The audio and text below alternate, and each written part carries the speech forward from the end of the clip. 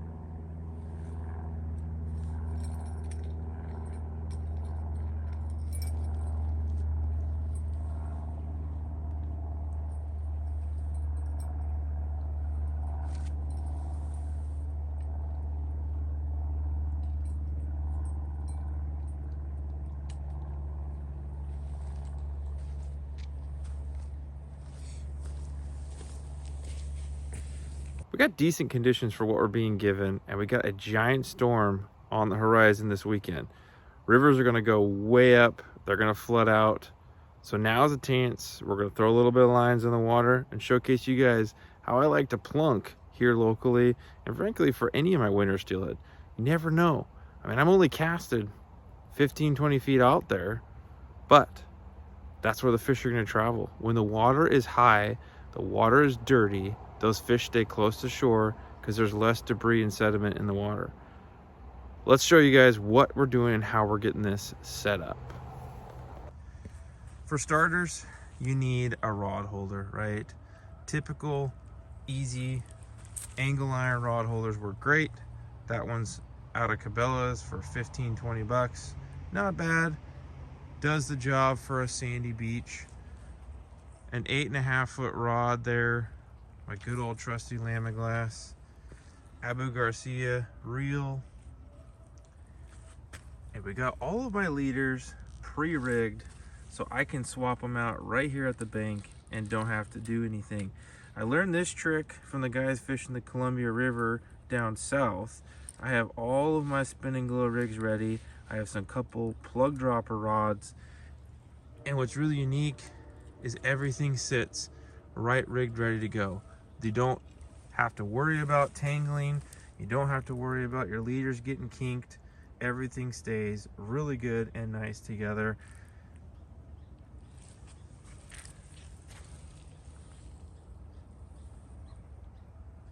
Now the whole objective here of plunking is going to end up being finding a travel lane these fish are going to travel to, through, and go past you, because they are usually not sticking and holding. They are moving slowly, sometimes fast, depending on the water changing. But with what we're going to see today, potentially, we have a shot at some of these winter run fish pushing through. So we're sticking close to shore, casting 15 to 20 feet out. I got 5 ounces of pyramid lead on. I'll run through the exact setup here just here in a little bit, but we're fishing, and that's the biggest thing. Got to have lines in the water to be able to be fishing. On top of that, I have a way that if I need to, I can rig up a secondary plug and slide it down the line. That plug can also help us out. I got one set right now, just a spin and glow single hook rig. Where we're at, you're allowed 3 hooks total. So I can throw a plug with 2 hooks on it. I can throw then the single spin and glow like I have now. I could do a double spin and glow hook rig, dual hooks, or I can also change that up as well and put a plug with a single hook. A lot of different things, right? But we're out here, we're having fun, just a little bit of time to kill, and hopefully something will happen. So stay tuned. And here's just another look at some more of these spin and glow options. Every color under the rainbow is there for you guys. You can pick different sizes based upon your water flow or your species you're targeting. Most of the time for steelhead, I'm running number 4s and 6s. These moon jelly ones are absolutely killer, but some of these old classics catch a lot of fish, right? Most of my hook standpoints that I'm tying on, 2/0 size, 25-pound fluoro. Those are the corkies I'm using for the upper part. You can also use these 3-way dropper swivels.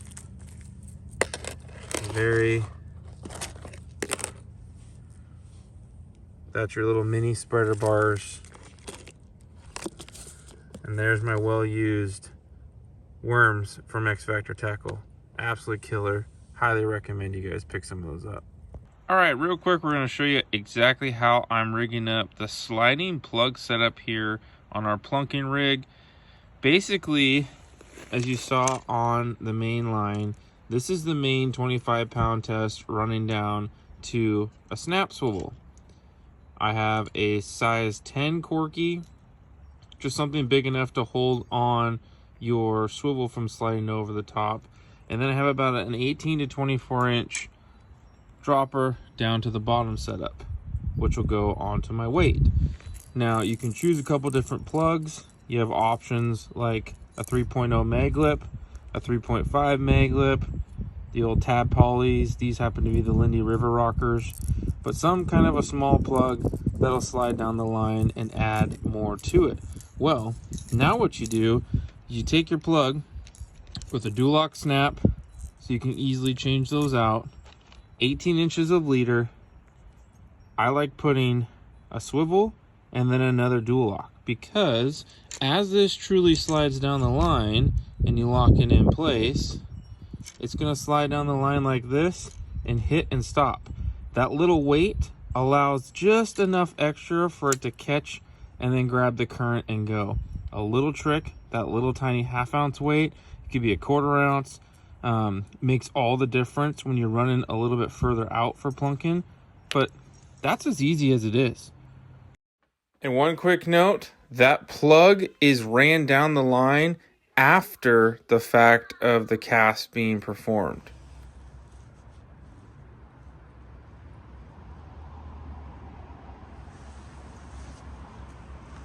Now keep in mind, 15 to 20 minutes should be about the duration before you check your lines, as you see here. It'll allow for you to rebait if you're using bait, rescent, which is always recommended where allowed, and you can double check that there's no debris on your gear.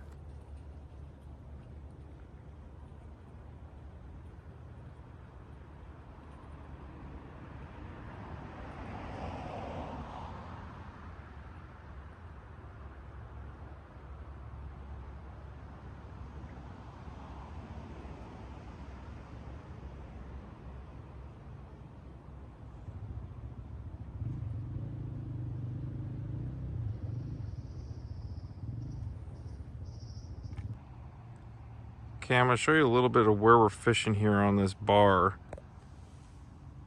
Right out in here is the channel seam where it starts to drop off. That's where I'm fishing, right in that ripples, right in there. Haven't seen any fish, but that's where you want to present your presentations. Right up here, you could potentially have some fish pass through, but it's more sandy. Your gravel that the fish are going to be sitting on and traveling through is this stuff out here, not the sand close to shore, right? We got a mix. There's a little bit of gravel. There's a lot of sediment right up pushed close because of the high water.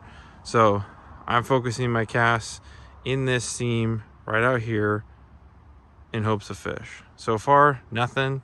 Give it just a little bit longer and see what happens. Now, something cool to showcase for the Plunking single setup I got right there is that pink worm little tail. You can see how that sits in the water. The spin and glow is moving, kicking around, wobbling. That little tiny worm off the hook also gives a ton of movement. So if you get a fish that comes up behind it, it adds extra to help entice a bite.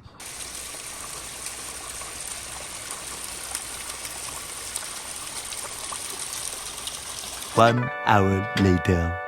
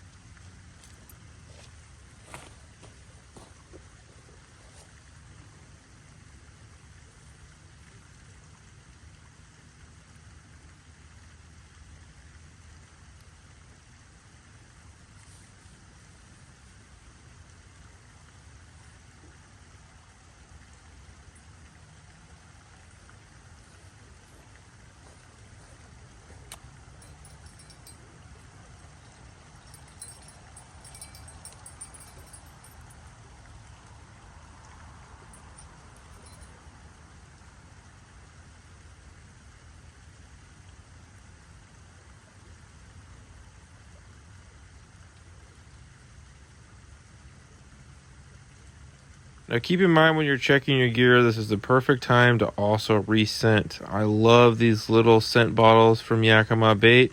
It is the Trophy Trout Rooster Spray that I'm using here. A great little addition for any gear you're running. A quick dab of that back on and you can send it on its way.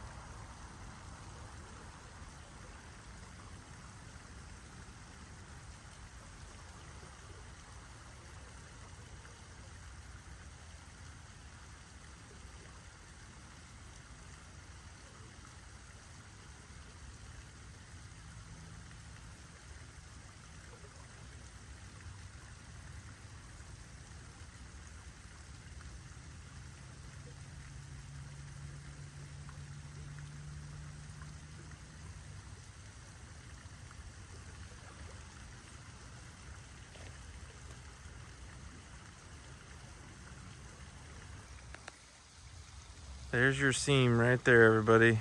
Those fish are gonna come up that shallow. They're gonna come right up to the edge of that seam. They might hang out on the inside of this calmer water for a minute, catch themselves before shooting up. Pristine, prime plunking spot. Just nobody home today.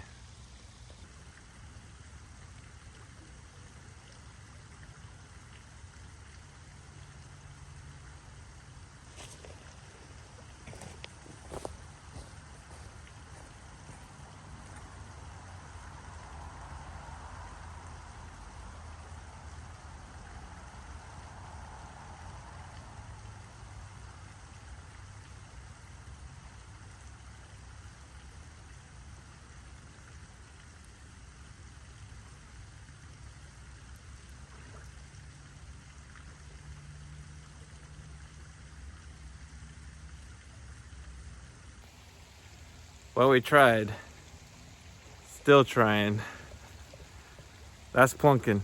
You're never gonna actually know what's gonna happen.